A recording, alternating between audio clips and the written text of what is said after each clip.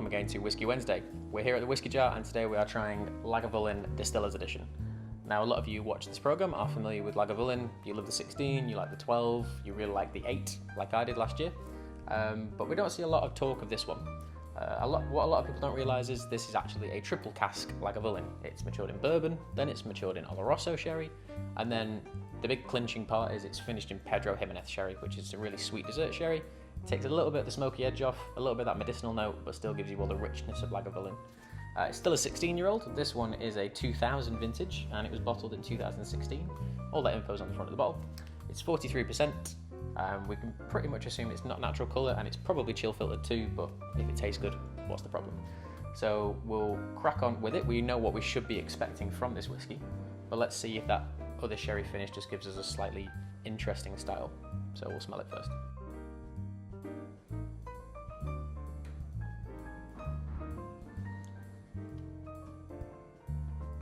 So it's quite sweet. You get quite a lot of mint. I feel like the bourbon cask shines through a little bit more. A little bit of toffee, a little bit of raisin. But you'll always get that kind of classic Lagavulin style. It's kind of mineralic and it's chalky. I don't know if you've ever been to Liverpool Lime Street Station, but it's an old limestone quarry. When you pull into there, it has that kind of wonderful mineral kind of smell to the air. And then, of course, typically you've got smoke and iodine and TCP and germaline, all those kind of really intense flavours that you associate with a peated style.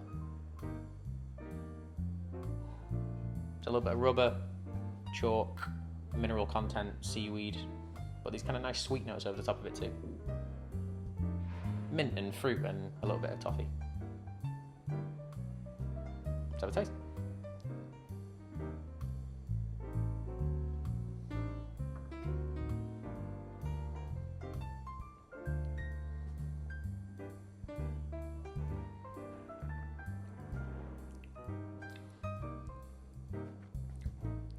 Spicier. It's got a little bit more zing about it than the regular one.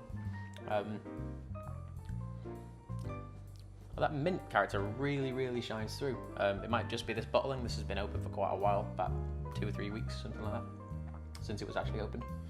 Yeah, really big strong hit of mint. And then towards the back, that more Lefroy Gardbeg style, that kind of rubber band, kind of dentist glove, sat in a dentist chair situation. Give it one more go.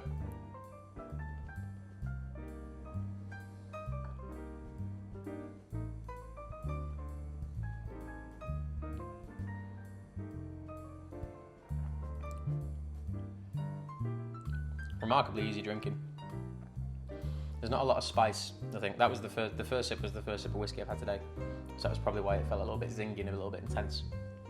But it's so easy drinking. It's remarkable. Doesn't have the punch of the 16. That PX just takes the edge off a little bit. In the UK, this is around sort of like £20 more expensive than the regular one. So if you were looking to if you like Lagavulin and you want to extend up to a more affordable, older style, only by a couple of months, this would be ideal. It's a really lovely whiskey. Towards the end, you do get more of that classic Isla style. There's a little bit more rubber again. The peat shines through a little bit, and it's vaguely drying, but it's not over the top. It just kind of dries the side of your tongue. But a remarkably easy drinking whiskey. And one thing that is quite important, I think a lot of people forget how old Lagavulin is. Like, this whiskey is a minimum of 16 years old, so it's good. Because it is a minimum, because it is that old. I wouldn't necessarily say all old whiskey is good, but you've got to remember, to have a 16-year-old as your standard stock, that's a remarkable thing. They must have such old stock just kind of sitting around in all the warehouses.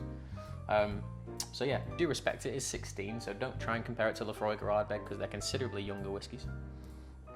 But in terms of an overall score, for the price and all that kind of thing, I think that's it at a solid 8. Really solid 8. You get everything you want from an Isla. You get this additional kind of minty, sherry, sweet richness going on. Really easy going. And the finish just reminds you of why you do love Lagavulin to such an nth degree. So there we go. Whisky Wednesday, Lagavulin Distillers, 8 out of 10. Cheers guys. Thank you.